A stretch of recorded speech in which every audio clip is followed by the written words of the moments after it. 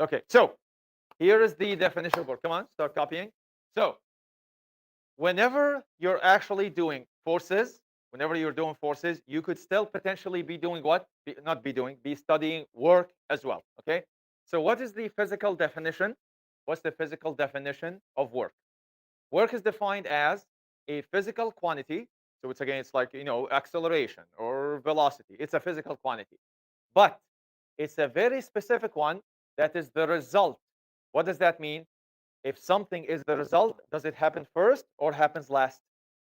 Last, exactly. So it is the result of doing what? Of doing two things or of having two things achieved. Number one, it's the result of application of a force. So right there, a force has to be present and being applied for work to be there. Also, on an object and the displacement of an object. Okay? So the two major things that have to exist in a physics problem for me to ask you about work is that it has to have at least one force in it, and there has to be somewhat. What's another name for displacement? Maybe an easier name that you can tell like a grade school student. Starts with M. When something is displaced, it's what? Exactly. So there has to be some motion somewhere. Okay? All right. So from here, or from this definition, we know that if there is no force being applied, if there is no force being applied, there is no work. Okay, so if there are no forces in the picture, there is no work. Is it ever possible to have no forces on an object? Only in one situation. Remember where? In deep space. Exactly. Only in deep space you have no work being done because there are no forces that exist. The other thing that will make no work be done is if you do work, but you experience what? So basically, for example, did I apply a force? I did. But did this, under that pure force, did this wall move? So that means what? Technically, as far as physics is concerned, when a force is applied, but a displacement is not experienced or witnessed, there was no work being done. Okay? So there are two things that have to happen together for work to be done: force applied, displacement experienced. All right. Next slide. Any guesses for the physical symbol of work? Uppercase or lowercase? Okay. What do we usually use lowercase w for in math? Think of geometry. Width. Yes, exactly. So because w, small w, is width, what should we use here? Capital W. Yes. So the actual symbol for work in all of physics, I don't care what textbook you ever open, if you're doing work, you are always studying capital W. Capital W. The way it's written, what can you also tell about it? Because remember, all symbols in physics are either something or something else. Is this a vector or a scalar? It's a scalar. So we know now for a fact that work must be a scalar. Work must be a scalar, which means if I ever give you a question about work and you just give me a direction for the hell of it, I'm sorry, I'm going to have to take a mark off. It's exactly like if I ask you about speed and you give me a direction. No, speed is a scalar. Same idea here. It must have no direction whatsoever. Okay? This is weird because what did we say work depends on from slide number one? We said that what has to exist for work to happen or to be achieved? A displacement and also a what? A force. Both of those things are what? Vectors. Yet the result of them is a what? Okay, I'll explain to you why. Okay, but here's the thing. I have to say something before I even explain it. I can only explain it a little bit. If I really want to explain it, I have to actually teach you MCV for you first. I have to teach you actually a unit of vectors from grade 12 calculus and vectors. So because I can't depend on that to explain to you grade 11 physics, just trust me on this. Because, but always have it in the back of your mind. If you when you actually do grade 12 calculus and vectors, you will remember what I said in the next slide. So What's the mathematical formula for? What's the mathematical formula for work? Okay. I actually want you to write that. Work equals force vector and then displacement vector. What's in between them? On purpose. What did I put in between them? A multiplication dot. Okay? Is it like a regular dot or a really thick dot? Make it really thick, please. Make it really thick. Okay. I have to tell you something now about vectors. Okay? So just write that and stop. So I have to tell you something now about vectors. Vectors, when they started to be studied very extensively about 500 years ago. Okay, question for you. Lindsay, what's 3 times 5? No tricks. Hmm? I didn't hear. 15. What's 5 times 3? 15. What's the meaning of 3 times 5? No, seriously, what's the meaning of 3 times 5? Like, remember when you studied multiplication? What does it mean, 3 times 5? 3 things. So 3 groups of how much size each? Or 5 groups of how much size each? Is there any other way to understand number multiplication other than that? No, I don't care how much math you know. 3 times 5 means 3 plus 3 plus 3 plus 3 plus 3, or 5 plus 5 plus 5.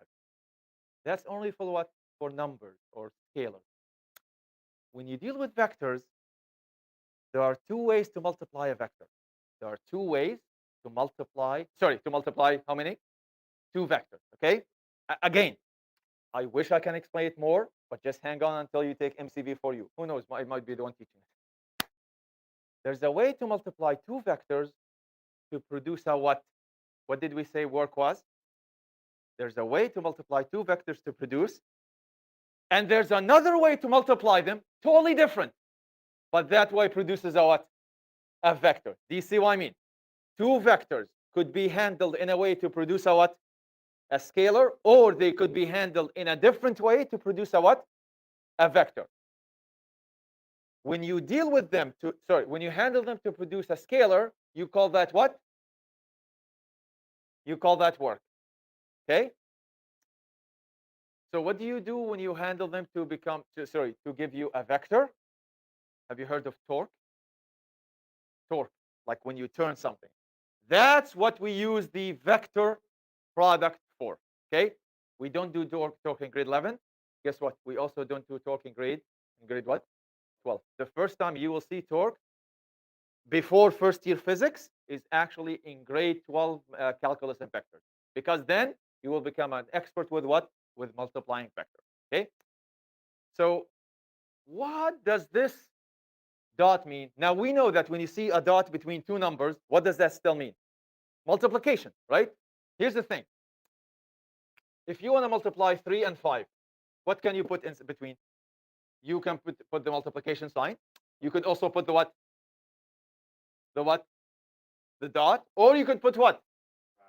You could just do 3 and 5, right? There is no other way. All of them will give you what answer? 15. There is absolutely no other choice. Here's the thing about vectors. Here's the thing about vectors. This thing gives you a what? A what? Obviously, those have to be vectors. So we can call them, for example, vector A times vector what? Okay. How about if I put a dot between? That gives you a what? That gives you a scalar. Is there such a thing as bracket? No, there isn't. There's only either a cross or a what? Or a dot. Since work is a scalar, which one are we doing? We're doing the what? The dot. Do you know what's the name of this multiplication process? It's actually called the dot product. It's actually called the dot product. Some people call it the scalar product. So think about it. Some people call it by what you see, and some people call it by what it gives you. Okay? You call it the scalar product because it gives you a scalar. Or you call it the dot product because you see a dot in front of you. Okay. So this is called the dot product. So I want you to write that. Go ahead. Now, here's a question for everyone. Do you actually know how to perform the dot product? Do you think you know how to perform the dot product? No, you don't. I told you. You're only going to study it in which course?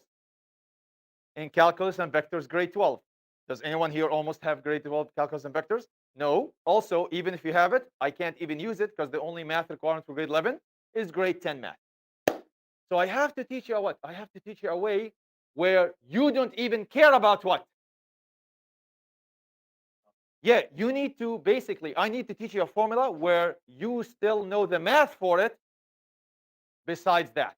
My point is, you have no idea how to perform the dot product because you haven't studied it yet. So I have to give you a formula that has math that you know, which is exactly what's coming up. But let me just tell you one thing here. The dot product is an operation of multiplying vectors. By the way, never say, oh, hey, Mr. Ramadan, what's the dot product of 3 and 5? There is no such thing as a dot product of 3 and 5. There's only a what of 3 and 5. Just a product. There's no dot product because you can use a cross as the multiplication sign, or you can use the dot. So always remember, everyone, there is no point of saying what's the dot product of 3 and 5. You can just tell me what's the product of 3 and 5 because there's only one way to interpret it. But with vectors, it's actually slightly different than that. So the dot product is an operation of multiplying vectors that produces a what? That's why it's also called a what? The scalar product. What does it depend on? It depends on how long each vector is, how long each vector is. So not just one of them, both have to be considered. Also, the angle between the vectors. Let me give you an example. Okay. Actually, I'll give you an example here. So when I do the recording, everyone can see. Everyone, here's a vector. Just eyes on the screen. Hey, Zoe. Hey. Yeah, no fun. Everyone, look at the screen. Here's a vector. And here's another vector. What's in between them? Okay. Does anyone know what you get? What shape do you get when you... What do you call this shape? What do you call any shape that looks like this? So basically, before you say it, what do you call any shape that has how many sides? 4 sides. Those 2 sides are equal and parallel, and those 2 sides are also equal and parallel. Does anyone know what we call that shape? Parallelo. Parallel what? Parallelogram. Any shape that looks like this is a what? Is a parallelogram. So technically, is a rectangle also a parallelogram? Yeah, it's just been perfectly 90 degrees, okay? Here's my question. When you sketch a shape like this, what does it have inside of it? What do you call the inside space of any two-dimensional shape? Area. Okay, here's my question to you. I'm going to try my best to what? To keep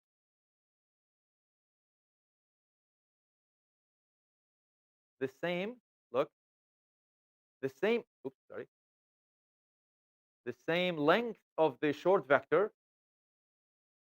Look, everyone. But I'm going to what? Tilt it a little bit. I'm going to try to keep the same length.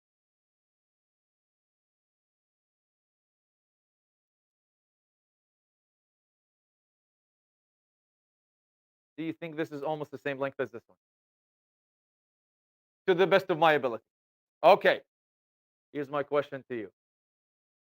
I'm going to erase this one. Can you still make another parallelogram from those two?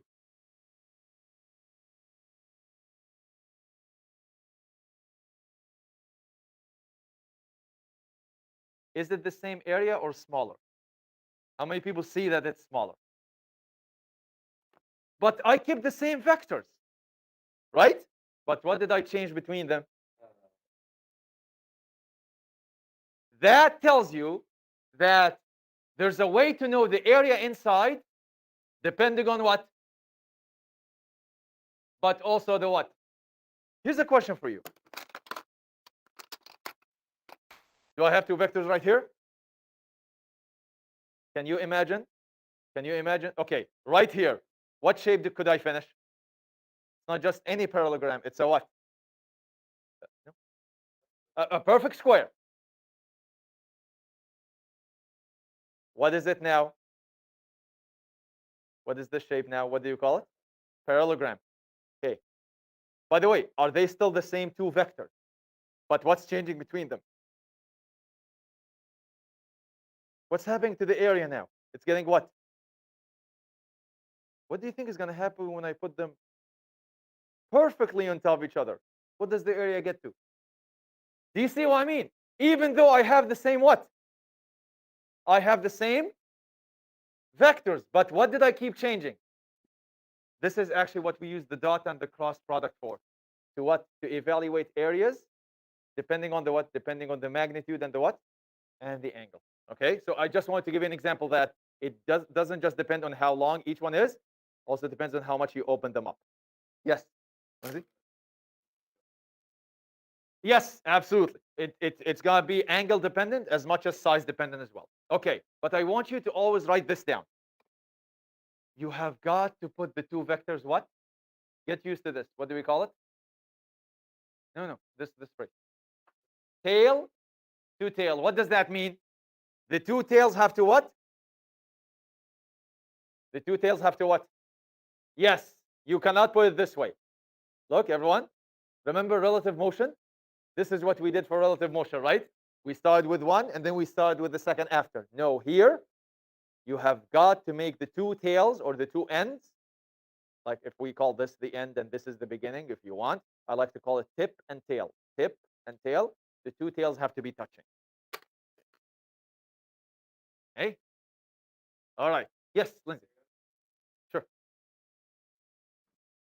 Okay, that's all we need to know about the dot product. Everything else, whoever's got to teach you in grade 12 will teach you. Okay, so what's the equation that we're going to use in this course?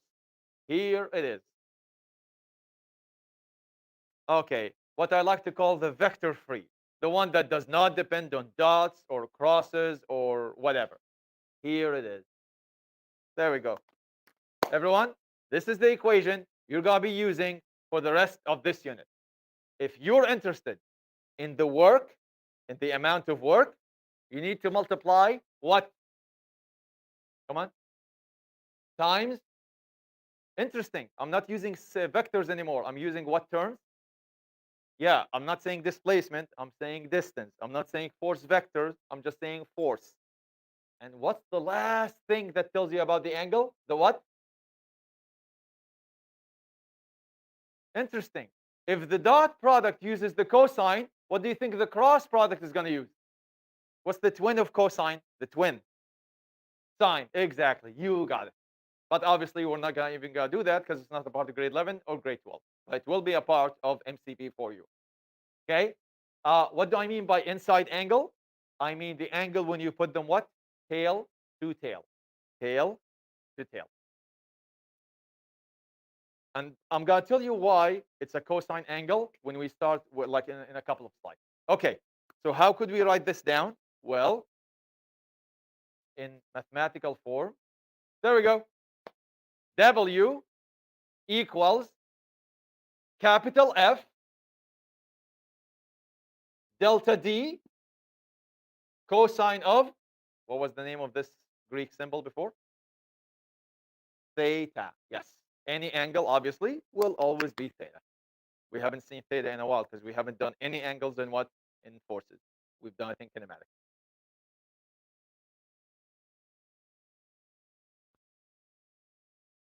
Can someone tell me how many forces we covered in the forces unit? The engineering forces. How many engineering forces are there? Just think of your hand. How many? 5. Since we have 5 forces, we could potentially also have how many ways of calculating work? Always remember, every force has or does its own work. Therefore, when multiple forces are considered in the problem, each work must have a subscript under it to tell me or to tell you which force it belongs to. Which force it belongs to. So basically, the equation technically should be like that. W of some subscript equals F of the same subscript times just delta D with no subscript, cosine theta with no subscript as well. What are the possible subscripts? Basically, I'm asking you what kind of forces did we do? Hmm, which one? Applied, so I'm just going to write APP. What else? Hmm, tension, so T. Keep going. Normal, so capital N. Gravity, so small g. And the last one, friction. Okay. So uh, now here's the thing. When you displace, you move. So which friction is going to be important? Static or kinetic? Whenever motion is considered, which friction is important? Kinetic, which means also the same subscript here. Oh, sorry. I want to repeat the exact same order. T, oops, T, N, G, and K. Okay, so always remember, if the problem has 5 forces in it, obviously I will never give you a problem with 5 forces. So far, what was the maximum number of forces in any problem we've done in forces? 4. Remember, like FG, Fn, F applied, and it could be F tension or Fk or something. But technically, if there are 5 forces, I could ask you for how many works? 5 works. I could ask you, hey, what work is done by the force of gravity? What work is done by the force tension? What work is done by the normal force? What work is done by friction? And what work is done by applied force? I could ask you about any of them or all of them. Okay? All right.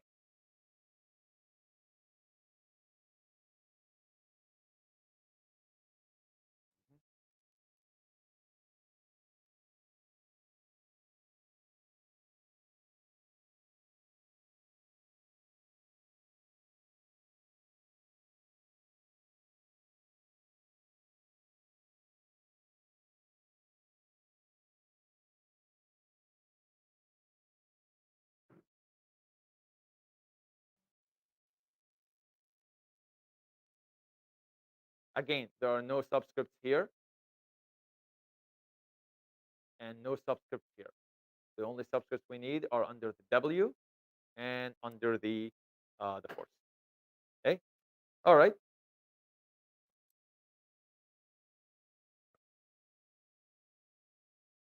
Okay. How do we measure? How do you measure the amount of work done in physics? Okay. Um, we use a unit. Chemists use another unit. Okay. But the official standard one is actually the one in physics. Does anyone know how chemists, like Miss Young, when you do, like when you do energy in solutions, like when you make a reaction and you touch the test tube and you see that the test tube is getting hotter. How many people have heard of exothermic reaction and endothermic reaction? Exothermic, they release heat. Endothermic, they what? They absorb or they need heat to actually happen. Do you know how? So, what unit do we actually measure heat in or energy in chemistry? Does anyone know? Second, actually, joules is in what? Is in which course? Is in physics. Chemistry, they use the same one they use in the food industry, which is what? Well, how do you measure the amount of energy you get from food? Calories, yes, or kilocalories, like if it's a really huge amount, okay? But in physics, we use what Patton said, which is again what? Joules, yes. So why is it called joules? Well, might as well ask me why is it called Newton? Again, most of the units in physics have a famous person named to it. So Joule was a Scottish physicist, and his name is now the unit for work. So the standard physical unit of work is called the joule, and the symbol is, make sure it's a capital J, just like you made sure N is a capital N because it's a name of a person. Meters is not, because it's not a name of a person. Kilogram is not. Seconds is not. Almost everything else is, like newtons or joules or watts and so on, or Teslas when we do magnetism. Okay? All right. So let's look back at the defining equation for work. What was the defining equation for work? It was basically this one.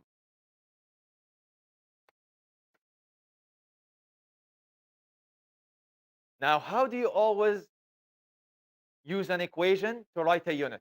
Literally, replace each symbol with its unit. What's the symbol for, sorry, what's the unit for W? What's the unit for work? We just said it. Don't try it yet. Joule. What's the unit for force? We did a whole unit on forces. What is the unit for measuring forces? Newtons. What's the standard unit for measuring distance or displacement or length? Meters. Is there a unit for cosines and sines and tan? There's a unit for theta, which is what? Degrees. Or how many people have heard of radian? Yes. Let's say degrees. But is there a unit for the cosine? No, never. Remember, they're called trig ratios. The units cancel out. So the only two units I need are the unit for what? And distance or displacement. That's it. So the actual way to replace, there we go. 1 joule equals 1 Newton times 1 meter. Do you remember seeing an equation like this 2 weeks ago? I'll give you a hint. It had also 3 ones.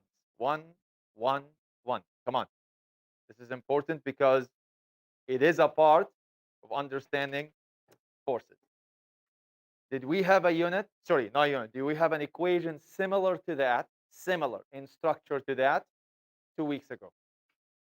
Who remembers what it was for? Remember, it had a 1 and 1 and 1. Lindsay? Not quite. It's related to gravity, though, because it's forces, but it was a very specific thing. I'll give you a hint. If you go back to your notes for Newton's second law, you will find it. Literally 1 and 1 and 1.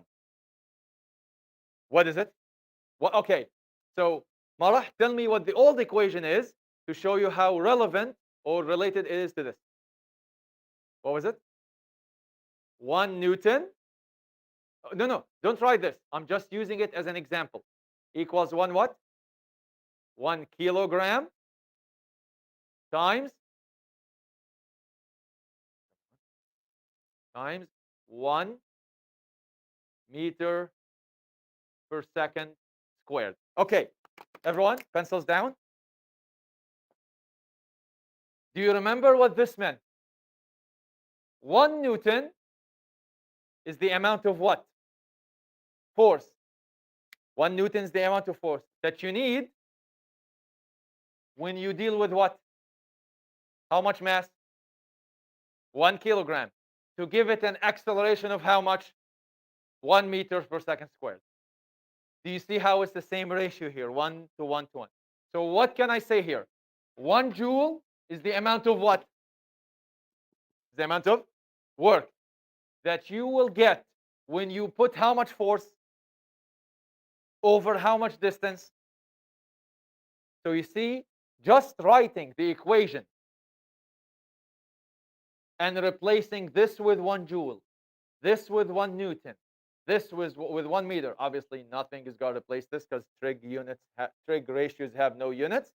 You can understand, oh, this is how we're going to calibrate the machine.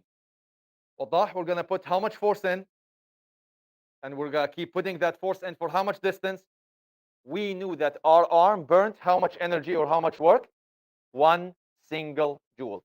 Always think of it this way, 1 to 1 to 1. Okay? Yes, trig ratios have no units. You don't have to type that because you already have it. Okay, so let's define the joule. The definition of the joule, which is what we just said, but let's clean it up, as a unit of measuring work, is the joule is the amount. By the way, just so you know, all the verbal definitions of units are always going to exactly look like this. The joule is the amount of work. If you remember, the Newton said the Newton is the amount of force. They always stay the same, like a statement. So the joule is the amount of work. That is what that is. Can someone read this word? Everyone? Everyone. Work is always what? No, I just want you to read this word. Work is always done. Force is always what? I need you to understand this. Can you ever apply work? Can you ever apply work? You don't apply work. You apply what? To get work what? That's my point. The names are important. You never apply work. You apply what? You apply what? To get work? Do you see what I mean? Can you ever do force? You don't do force. You what? You apply force. It's the work that gets what? Please remember that all the time. You always apply force to get work done. You never apply work and you never do force. So the joule is the amount of work that is done when a what? When a force of 1 exact Newton, no more, no less, 1 Newton is constantly applied or exerted. I'm always going to say applied, but in university they love the word exert. Is exerted over a distance of how much? 1 meter. 1 meter. If you can apply a force of 1 Newton for a distance of 1 meter, you know that your arm has done an amount of work equivalent to 1 single joule. Done. Okay? All right.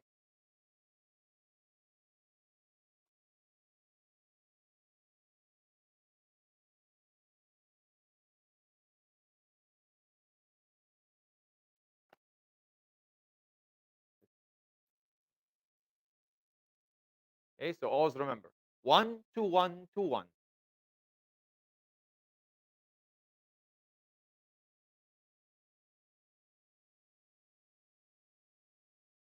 Remember that we could have used other ratios other than 1 to 1 to 1, right? Do you remember what other ratios we used when we did the 1 Newton equals 1 kilogram times 1 meter per second squared?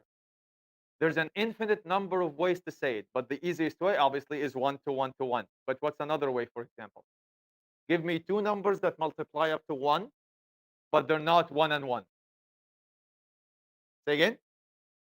0.25 and remember, flip the numbers. 4 times what? 1 over 4. So how can you say newtons as well? 1 Newton is the amount of force that you need to push how much mass? 4 kilograms by how much acceleration? 1 over 4 meters per second squared. Can you do the same thing here? Yes. A single joule is the amount of work, everyone, a single joule is the amount of work that is done when a force of how many newtons?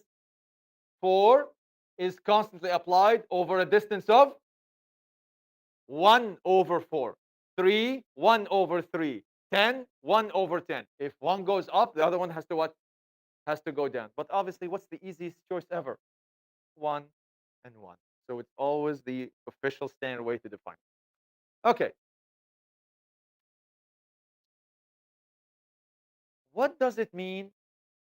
Okay, question everyone. Pencils down.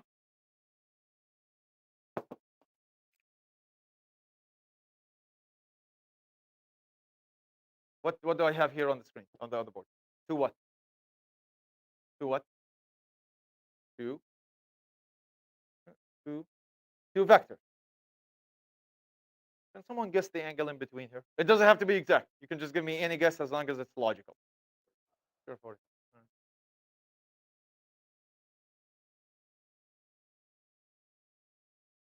How about now? Can this be 45? Impossible. By the way, what do you call an angle bigger than 90 degrees? Obtuse. Do you want to give me a guess? Anything between 90 and 180. That's it. 120. Marah, what was the equation again for work? It was force times distance times what? By the way, the whole importance of the equation is in the third term. What was the third term of the equation? Cosine. Everyone can give me the cosine of 45 degrees. I know what it is. I just want you to tell me what it is. By the way, if you're taking grade 11 math and grade 12 math, you know that they teach you ways to do it with exact square roots. 0 point? Nope. You should get exactly that. Not exactly. I'm going to have to stop at some point. How many people got this? All right. Get me the cosine of 120. Say again?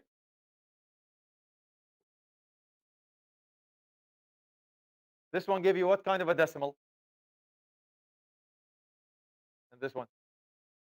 Oh, that means what? Work could be what? Positive or depending on the what? Do you see what I mean?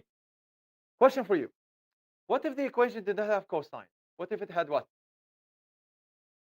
Watch out. You're still going to get the same thing here. Go ahead. What's this? What? What is it? 0.866, blah, blah, blah, infinite number. But both of them now are what? You see why we define work with what? With cosine and not what? Because if we define it with sine, it's always going to be what? But if we define it with cosine, sometimes it could be what? And sometimes it could be great. But what's the meaning of that? Well, that's what the next 5 slides are for. Okay, so due to the cosine term in the formula for work, there are 5 possible outcomes or cases of the work. Go ahead, copy that. There are 5 possible outcomes for the work done by any specific force. Okay. By the way, some teachers teach them as 3 possible outcomes. I like to split them up even more to really look at each case completely by itself. So, 5 possible outcomes. Why? Well, here's my justification for why I like to think of them as 5. Okay, question everyone. What do I have in my hand? Two pencils. And because pencils look like this, they have a tip and a what? A tip and a tail, which means they could look like what? We use them to mimic vector. Okay, question everyone. New? Okay, what can you say about those 2 vectors? They're what? They're parallel to each other. Okay. What can you say about those ones? They're not parallel, but are they still kind of going in the same direction? Say again, what? Okay. Generally, are they within the same direction? I'll take that. So these are perfectly parallel. These are somewhat parallel or somewhat in the same direction. How about those ones exactly? What do you call this angle? So what do you call 2 vectors or 2 lines that have a 90-degree angle between them? Starts with P. What do you call it when 2 things have a 90-degree between them? It's a math word. Starts with P. Perpendicular. How many cases have we done so far? 1, 2, 3. Can someone tell me what's the next case?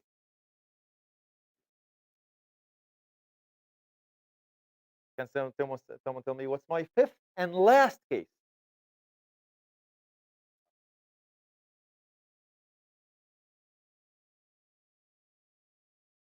Is it making sense? How many cases have we done? Case number 1, case number 2, case number 3, case number 4. Okay. Can you do, how about this case? Is this a new case or just one of the old ones? You just what? are looking this way now, right? So is it really important to look at any of the next cases to finish the circle? No, you just look at half a circle and that's it. Okay. So can someone tell me what's the angle between the vectors here? Think of a protractor. 180. How about now? What's a good guess? 120. How about now? How about now? So how about now? You see, no one, every single time I start with this one, people are like, they don't have an angle between them because they're parallel. That's why I start this way. And everyone knows what now? This is how much? 180 because it's a protractor. How much is this one? How much is this one? How much is this one? So what's the only possibility for this one? 0, because they perfectly what? Lined up on each other. That's why I always go back to 0 instead of starting from 0. Okay? All right. So case number 1. Oops, sorry.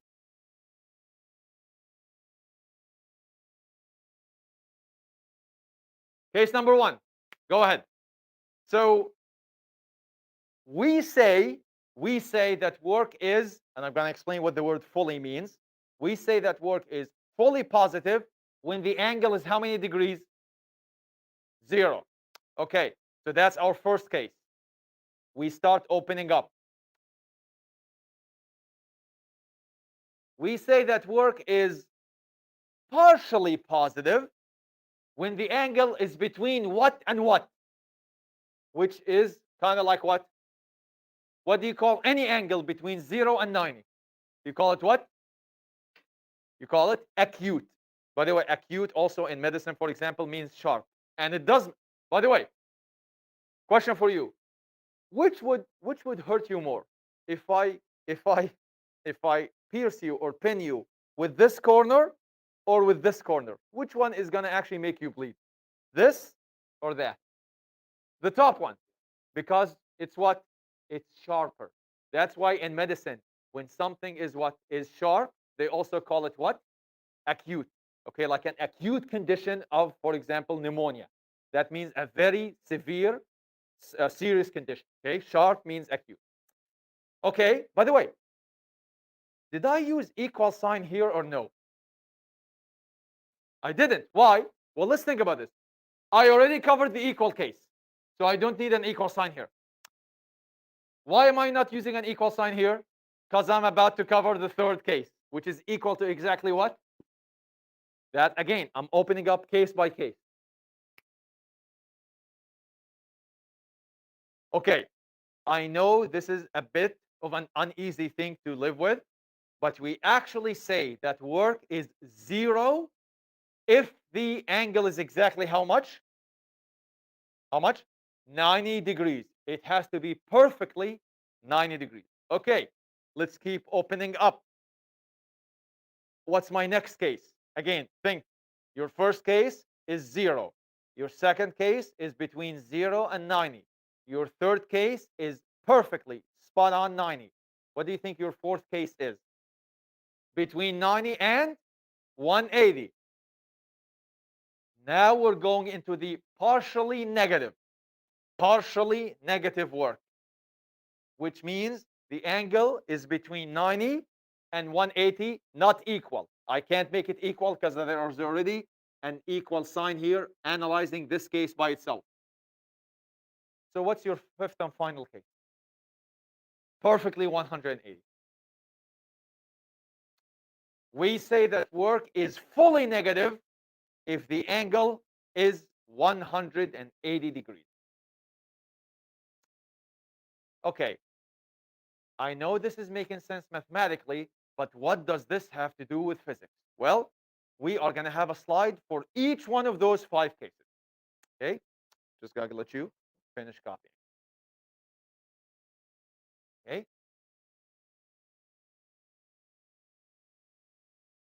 Okay, so let's go to the next slide. Everyone, if you really understand the next 5 slides, you will really understand a lot about not just work, but how does work relate to what we just finished in force. Okay, so everyone, case number 1. The angle is exactly what? That tells you this is a case. Okay, I want you to copy, but also like listen to what I'm saying.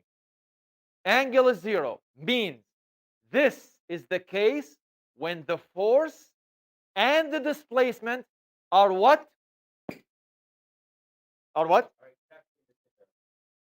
Not even a single billionth of a degree difference. Perfectly parallel to each other. So that means what? On your FBD, oh yeah, we're going back to those. On your FBD, the force and the motion are perfectly what? Parallel, exactly in the same direction. Okay.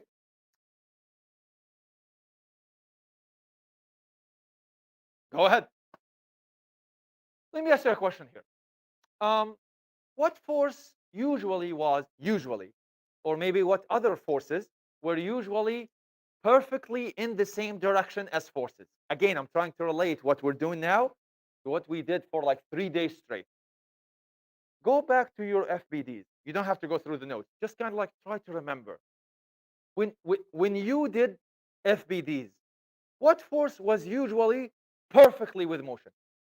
Applied, right? Here's a question for you.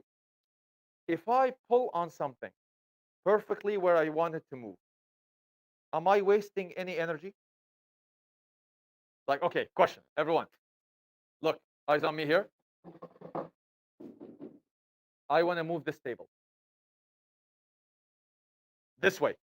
Okay, everyone, Lindsay, I want to move this table. You know what? Let me do it. I want to move this table this way. Which way I want to move it? That way. Is this a wise thing to do? Okay. Is this better? Is this better? What would be the best thing? If I want to perfectly just move it this way, which way does my applied force, should my applied force perfectly be? I mean, obviously this was bad. This was better, getting better. Where would it be perfectly 100% good? How would my arm look like as far as motion is concerned? Perfectly this way, right? Is it making sense? Because if I do this, am I still pulling it this way? But is some of my force wasted? Because I'm not just pulling backward, I'm also pulling what? But I don't want to move it up. I just want to move it which way? So the more I align myself up with it, the better I'm using my what? My force, right? And that's why this one was the what? This one was the what? Was the worst. Because I'm pulling straight what?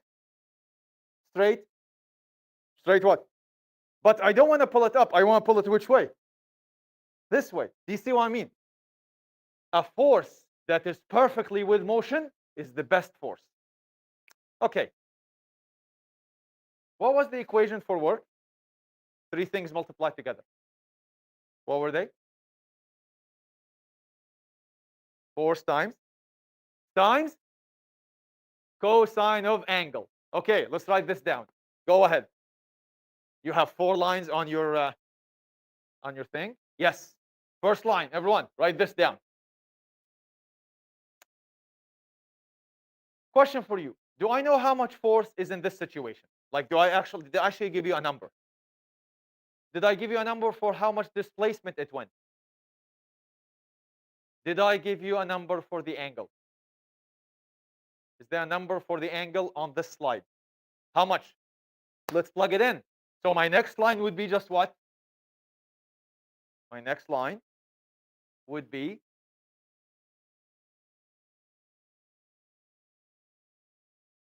that.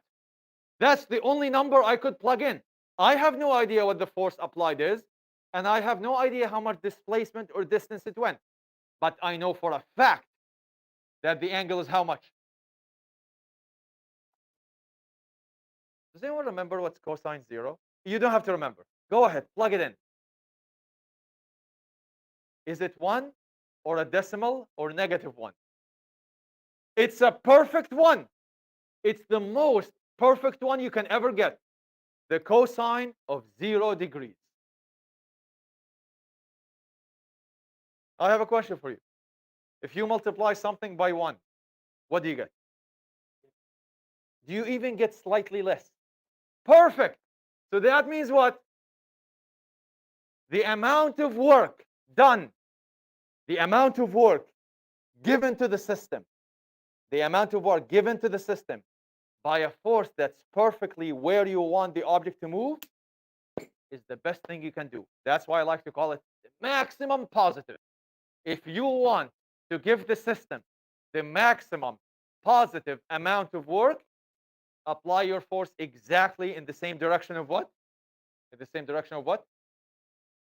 Apply your force in the same direction of done. Don't waste any angle on that. Perfectly make it exactly the 100% the same direction. Okay? By the way, we're going to do this for every single one of the 5 slides for each of the 5 cases to really see what we get every time. Okay? Let's go, everyone. Let's go to the next slide. Can someone tell me what's the angle for the next slide or the angle range for the next slide? Come on. Between what and what? Between 0 and 90. Okay.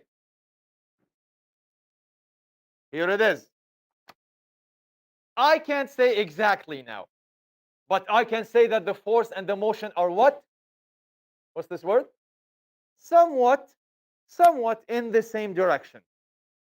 They're not exactly parallel, but they are kind of, pointing in the same general direction. That means that the angle between the force and the displacement vectors is somewhere between 0. It's not exactly 0. It's even slightly bigger, but it's not 0 exactly. All the way up to 90, also not hitting 90 perfectly. So how could we sketch a FBD for that? Instead of making my force and my motion perfectly like this way, what do I need to do to my upper hand, for example? Anyone? Move it, sorry, tilt it up a little bit. Do you tilt this one as well with it? No, because then they would still be what? Yeah, you don't want them to be parallel. You want to be somewhat in the same direction. So here you go.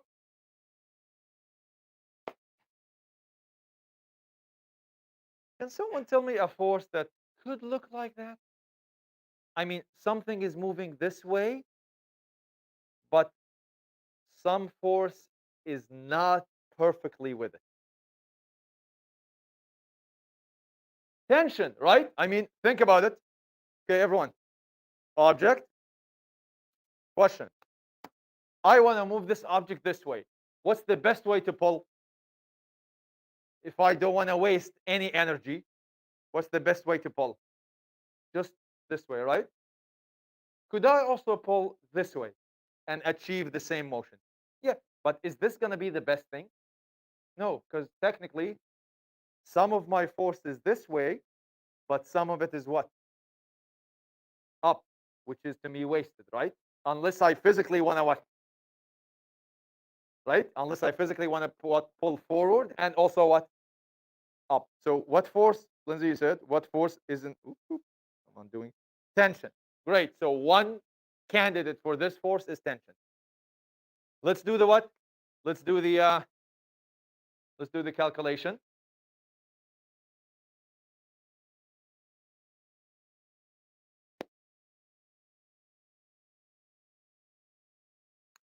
Okay.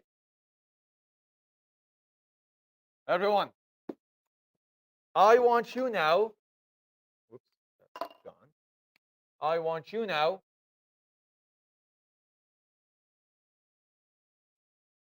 to give me a list of what? A list of what? Acute angles. Okay. By the way, what's the only condition for an acute angle? It has to be between what and what? 0 and? Okay. Marah, give me one and make it small. Come on. 15. Munir, give me another acute angle. No, so let's say 15 is the smallest we're going to put in this table. Just go a little bit higher. In between. 25. Shadi. 30. Lindsay. 40. Wadah. Go higher because we need to make it to what? 60. And now I'm going to give you 89. Okay. Give me the cosines of all of those. Come on, Fatin. Give me the cosine of it. Please make sure your calculator is on degrees. 0 point. There's 0.965. Okay, Malah, give me the cosine of 25. 906. Yes. This one. Yes, absolutely. And by the way, I know this one. This one will be a perfect half. So I need the 40. A 40 will be 0.7.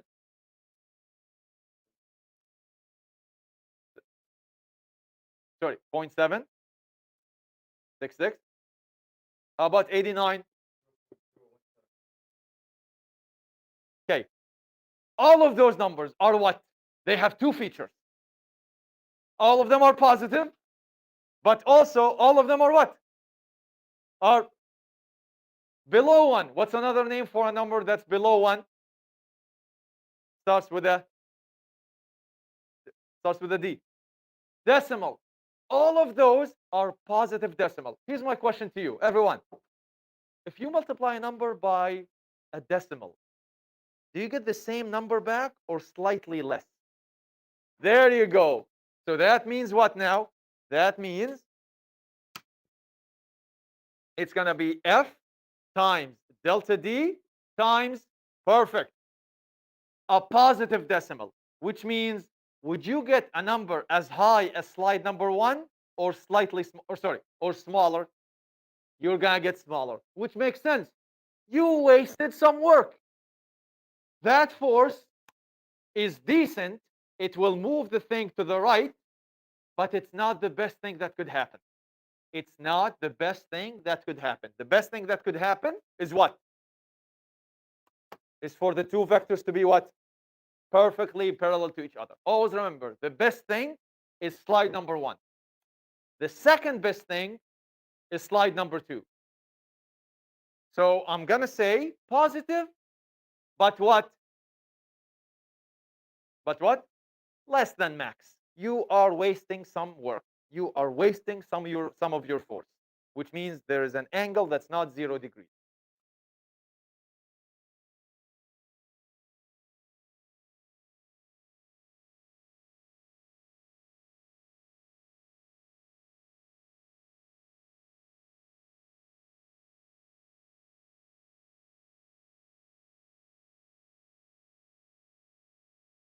See, we understand so much without using any numbers but one number, which is just how big the angle is. I don't care what the force is. I don't care how much displacement it went. I just care how much opening is between the two vectors. All right, next slide. What's the next angle? Slide number 3. Perfectly what? Perfectly 90 degrees. So when the force and the motion are exactly perpendicular to each other, oh, by the way, please don't say are exactly normal to each other. I know that now you understand that normal is called that because it always points 90 degrees from the surface. But let's just say that in general, vectors, when they have a 90, they're perpendicular. So although when you take MCV for you, whoever is teaching it has to say perpendicular as many times as they say normal. The angle between the vectors are a perfect 90. Can someone tell me usually what force points like that? What force usually in grade 11 physics points straight up from the surface? Normal. I have a question for you. Could I have made this force go down? Like point this way, but still maintain a 90 degree? I could. What force then would that be? There you go. So now you know gravity and normal are good candidates for this case. Okay, let's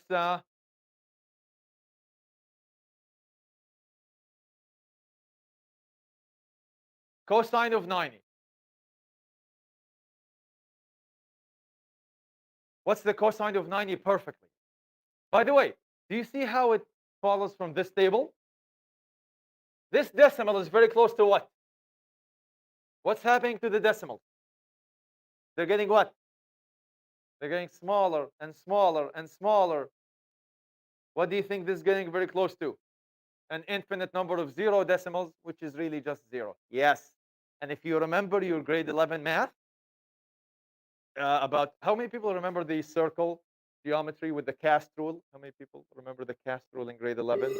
If yeah, this is what they teach you. They teach you that basically the more your angle goes up to 90, the cosine is going to die off to zero. So let's just finish this one.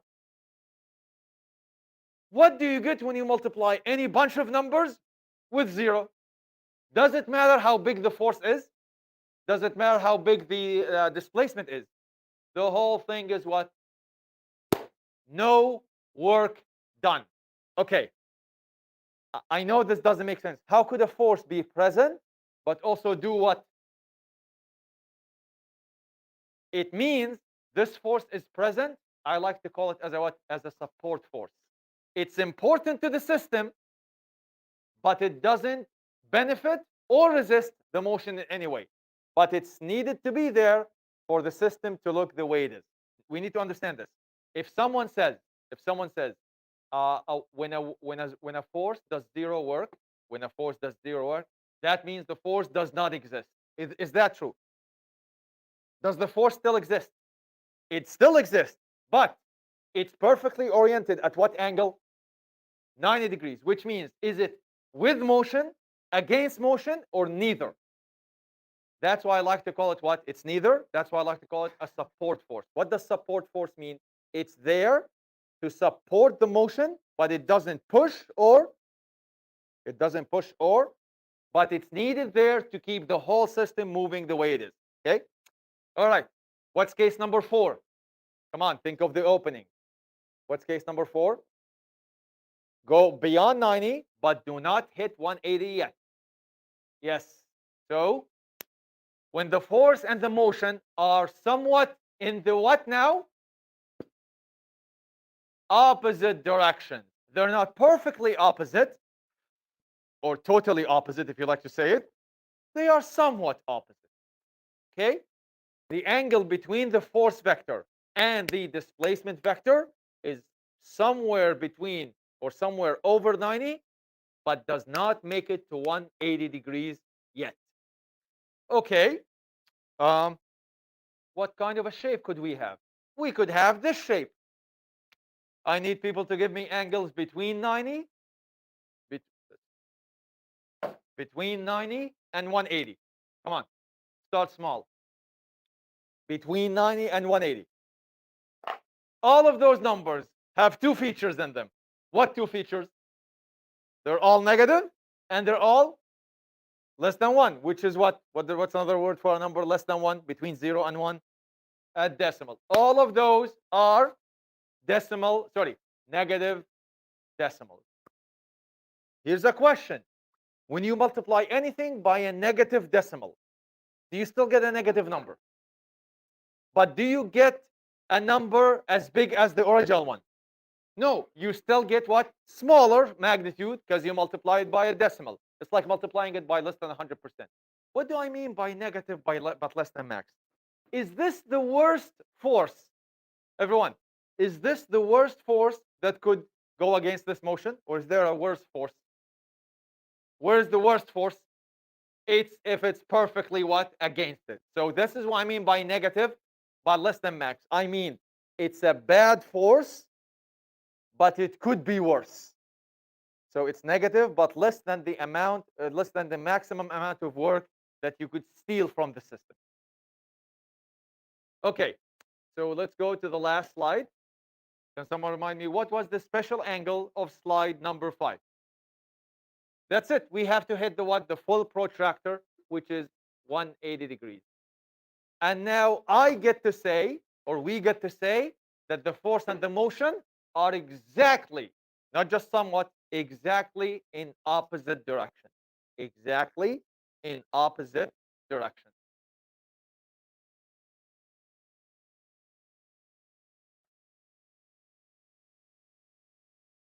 What is a force that could be that force from the diagram? I'll give you a hint. What force always goes against motion? What force always tries to stop motion? Thank you, friction, exactly. So friction usually is the best candidate for that force.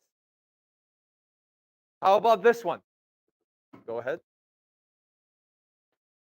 Could tension be also a candidate for that force too? Yes. But the only difference is I am not tilting at this time. Go ahead. I am literally going exactly against Fatin's motion. She's going this way. I'm just flipping it 180 degrees. Awesome. Thank you. But I like to think of friction as the best thing you always should think of to represent this one. Okay.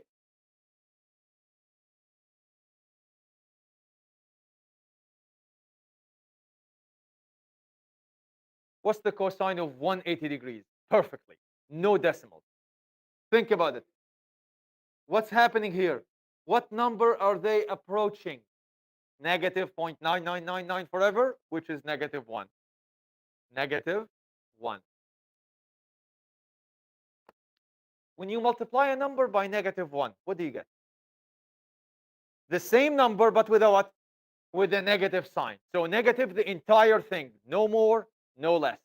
Most importantly, no less.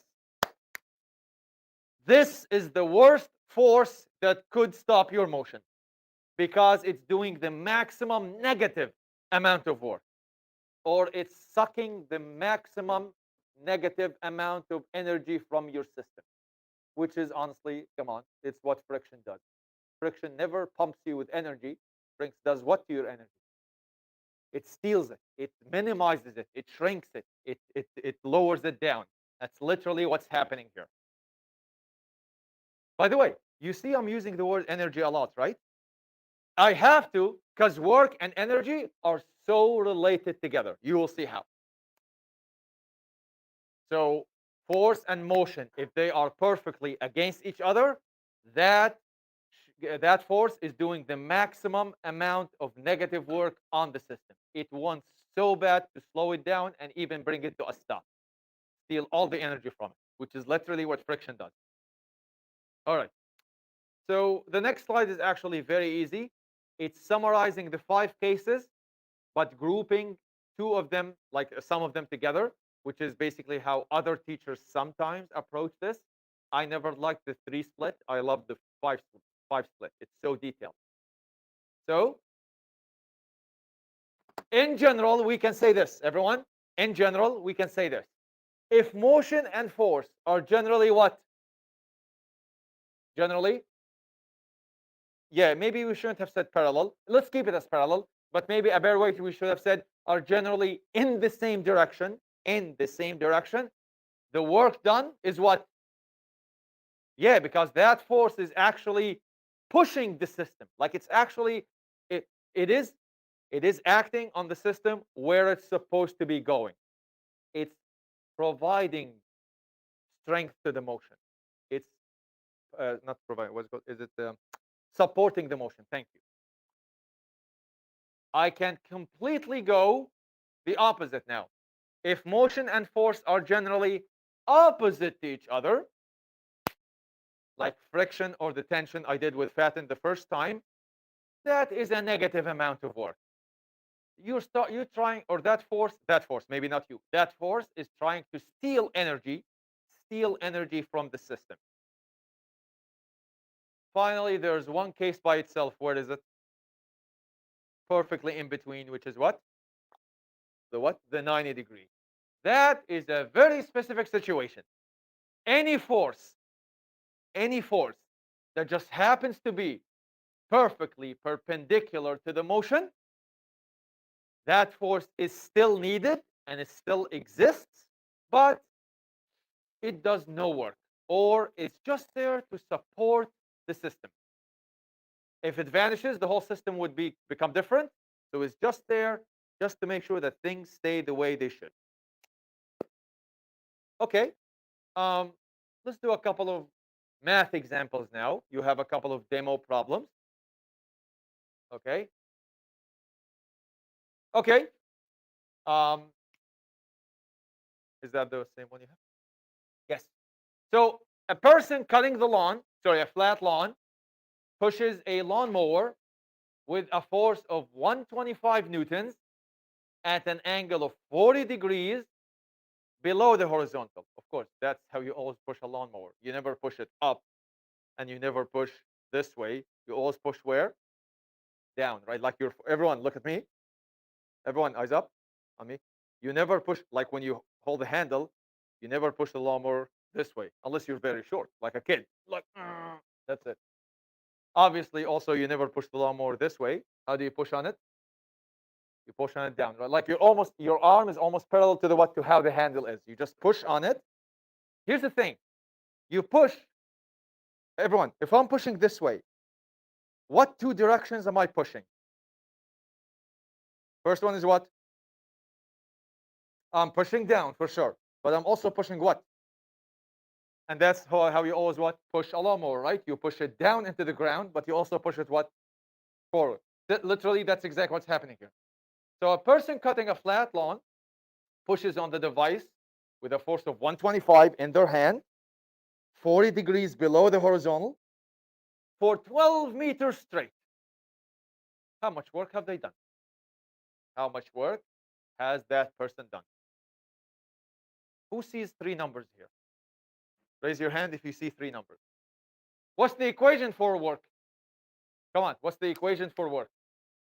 Three things multiplied. What are they? Force, got it. Times what? Second thing is in the equation is what?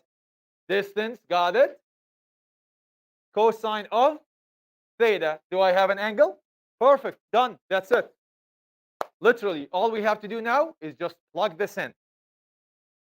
So, where's my? So, you just have to write this. W, capital please. Question for you, everyone. Eyes on the screen. This 125 Newton, what kind of a force is it? Remember, we only have 5 forces. This 125 Newton, is it the force of gravity? It's only the what? It's the applied force of the person. Everyone, if you don't have to sketch an FBD, but if you would, go ahead, sketch it with me. Here's the ground. Here's the lawnmower as a box. Of course, it has a handle, but who cares? Make it simple. Okay, what's force number 1 on anything? Gravity, thank you.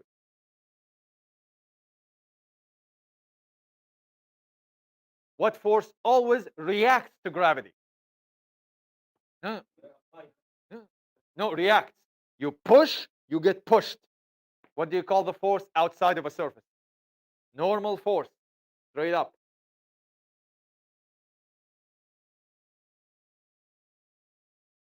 Sorry, force normal. Is the person pushing, everyone, is the person pushing this way, or this way? Downwards. There's a part of their, everyone, there's a part of their force pushing down, but there's also a part of their force pushing what? Pushing where? Forward. So overall, they're pushing forward and down. So I just want you to sketch like this. Oops, that's, we need to tilt it a little bit more. 1 second.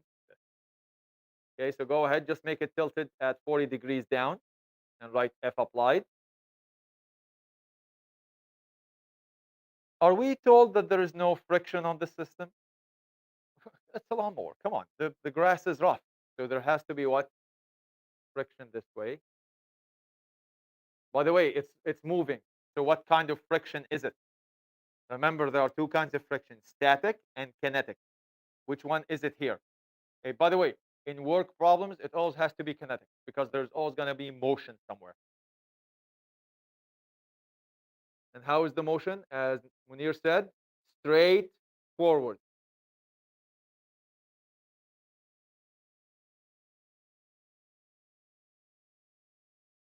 So W applied equals.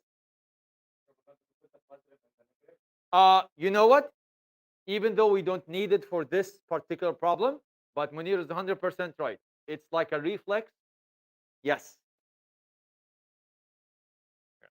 By the way, in grade 12, oh yeah, we're gonna be combining work and forces in so and complicate the problem a little bit. We are going to need the plus and minus, but thankfully not in grade 11. So F applied delta D cosine of theta. All right, we're ready. Uh, what's F applied? 125 newtons. Remember, I know this. I think I've commented when I marked your third quiz, the gravitation one. Some people put units in their FG equation. Again, 100% correct, but there was no need to do that. Just make sure that your units are good. We have newtons, we have degrees, and we have meters. You know what? Everything is good and standard. 12.0, so 3 sig figs. And then cosine 40 degrees. Okay, you can do those two together if you want, and just do the cosine 40 by itself. You can do all of them. It's up to you. 125 times 12, it's like 250 times 6, which is 1500, yes, times cosine of 40. Here's the thing, everyone, cosine of 40, do you think it's going to be a positive number or negative number? Okay, remember, wait. Two things.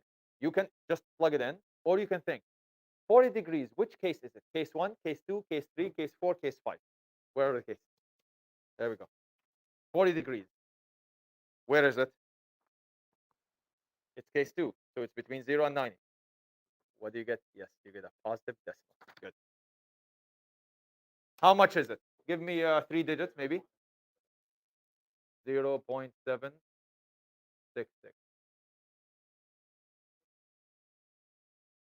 So is that 1500 or 15,000 supposed to be? No, 1500. So how much is this answer now? 1500 times 0.766. 1100.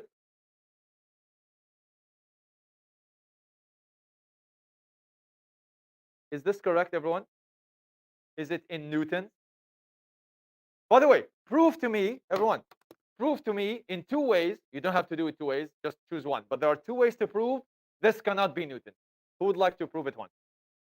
There's one way. There are 2 ways to prove that there is no way the final answer is in Newton. Who would like to say one way?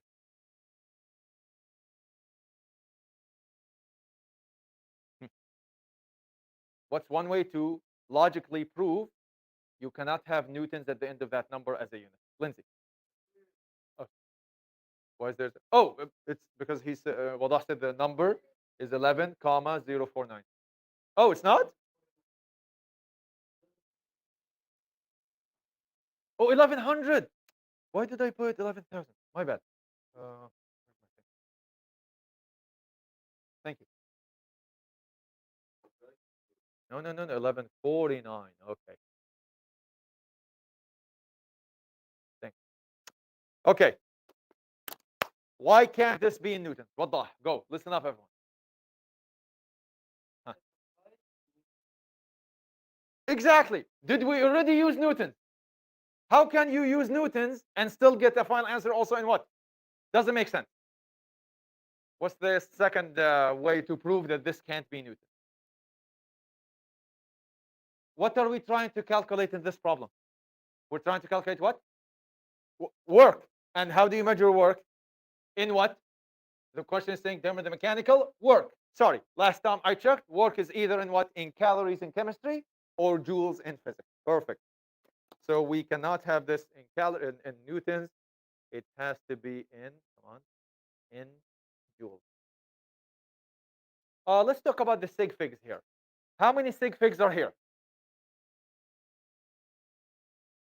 3, because the 0.0 is a sensitivity scale. 3. How many sig figs am I showing so far? 4. Is this closer to 1140 or 1150? It's 1 away from that, so definitely it rounds up to, come on, 1150 joules. Can you leave your answer like that? Please. How did they actually answer it in the textbook? With what? What's this? kg, which is kilojoules. Why kilo? Because this is in the thousands. And by the way, can you write this in scientific notation? Oh, yeah, you can. You can do 1.15 times 10 to the 3 joules. What's 10 to the 3? It's the kilo. Unless I request it, you don't even have to go there. Good. Question for you, everyone. Just to finally put a logical meaning to this. Did I get a positive work or a negative work? Come on. Positive work. Does that make sense? Is the applied force against the motion direction or somewhat with it? Where is the motion? That way. Is this vector kind of with motion or against it? Come on, just by looking at the diagram. That F applied, that applied force, is it kind of with motion or against it? It's with, which means what? Is it resisting the motion or supporting it? What did we say about, sorry, or providing motion? It's providing it. What did we say about any force with motion? Does it do negative work or positive work with motion? Okay, think about it this way. Everyone, is that force stealing energy from the system or putting energy into the system? Applied force this way is what? Putting energy into the system. Whenever a force is putting energy into the system, you will have a final answer that's what? Negative or positive. Please always think of it this way. Again, sometimes you should have what kind of an answer? Can you tell me which force here is the only force that's allowed to have a negative work? Which force here is the only one that could have negative work? Which one? Why friction, Wadah? Because it's the only one going what? Going against motion. Munir, what can you tell me about normal force? Ask yourself one question. What's the angle between normal force and motion? And before you answer, I'll mimic it for you. Normal force is going this way, right? How is motion going? Which way? What's the angle between those two vectors? Yeah. What's the angle right here at this corner? What's the cosine of 90? That's case number 3. Is it making sense? You just look at the vectors and you just look at the angle. How about FG? What's the angle between FG and what? They are also. So again, what's the amount of work done by gravity? Also what? 0. Any force at 90 degrees to the motion is doing 0 work. Which means, does it not exist or does it still exist? But thank you, it's there to support the system. We can't say it's not important. It's so important. Otherwise, the system would not be balanced. Yes. So exactly, everyone, look what Wadah said. Fk is here, motion is here. If I move them to meet tail by tail, what's the angle? 180. It's stealing energy from the system. You got it. Every time, look at it this way. I never understood physics until I started always looking and assessing my answer. Does it make sense according to the FBD? All right. Okay. Does it seem like a long problem? Okay, let's read it. A father pulls a child on a toboggan, which is what? How many people know what a toboggan is? It's this. It's the like the disc sled that basically people slide on. Along a flat surface. Everyone, don't copy. Just hear me say it. Along a flat surface with a rope angled at what? So they're not pulling this way. They're pulling this way, right? This way. Okay. Above the horizontal. The total mechanical work done by the father, so by the applied force, for 50 meters is how many joules? How many? 2,410. How much work is done by the normal force and the force of gravity? Just ask yourself one question. If you do the FBD, of the sled, here's the floor, everyone, here's the sled. What force number one? What's force number two reacting to gravity? How is the father pulling? This way exactly? I have to angle it up. Yes. So I'm going to sketch a dashed line and about this, right? How much is the angle? What can you call this force? We have two names, right? I can call it what? I can call it if applied. I can also call it what? Because it's in a string or a cable or a rope. I can call it either tension or what? Force applied. Okay. Did it say anything about friction being not important? If it doesn't say it, you have to consider it, which means friction is going this way. Any other forces? Any did we do? Oh, we actually covered all the five: Fg, Fn, Fk, T, F applied. What forces is the question asking for to calculate the work? The question is only asking you to calculate the work done by what? No. By the what? And tell me what the angles. Oh, what's the motion direction? See, that's the whole point. Motion. This way. Who cares about the plus minus? But we just care about the direction. All right. This pen, this pencil is normal. This pencil has to be what? Motion. By the way, one of them has to be motion. And the other one has to be some other force. Yes. Okay. You're absolutely right. I have a question this way. I have a question for you. Is there any way, even if the father is so weak, is there any way that when you pull on something, it will jump away from you? Is it either moves with you or what? Or what? Or it doesn't move because maybe you didn't hit the static friction yet, right? They're saying that some work was done, which means what?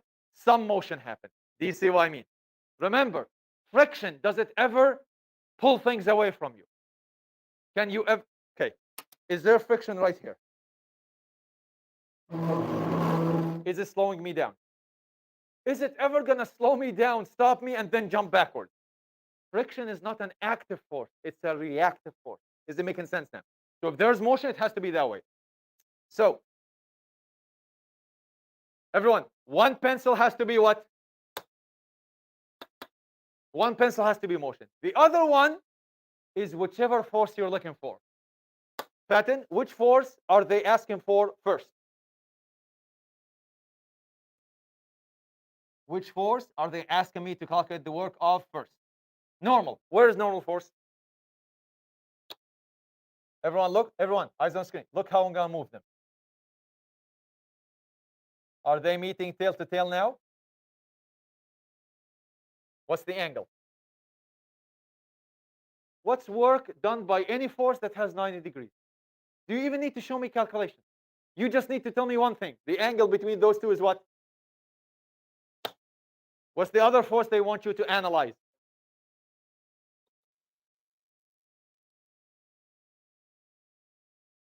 Is it making sense? Do you see how a long problem could just be so simple just because of one piece of information? Literally, did we do any numbers here? Nope. So what are we going to just say? We're going to say just this. Let's actually sketch the FBD. Go ahead, everyone. Quickly sketch the FBD. Here it is. Here's the sled. Okay, so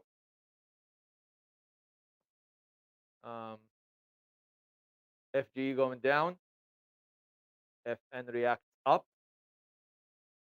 You know what? Let's make it. Let's make the tension here. So again, you can call it either F applied or tension, which means here has to be kinetic friction. Come on.